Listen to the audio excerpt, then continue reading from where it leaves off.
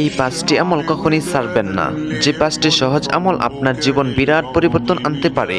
যদি এগুলোকে নিয়মিত অভ্যাসে বানাতে পারেন, ইনশাআল্লাহ আপনার মৃত্যু হবে ঈমানের সাথে, কবরের আযাব থেকে হেফাজত পাবেন এবং জান্নাতের উচ্চ মাখান দান করা হবে। 1 নম্বর, প্রত্যেক ফরজ নামাজের পর আয়াতুল কুরসি পাঠ করুন। এই আমলটি কখনোই বাদ দিবেন না, ইনশাআল্লাহ এটি আপনাকে সবসময় আল্লাহর বিশেষ হেফাজতের মধ্যে রাখবে।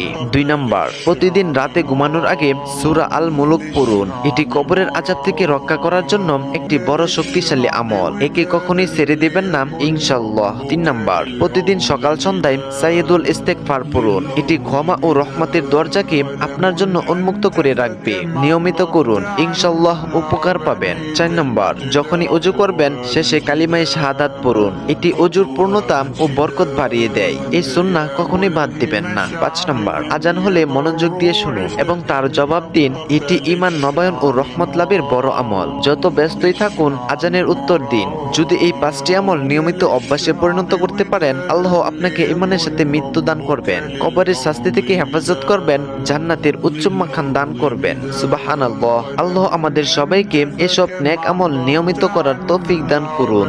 আমিন।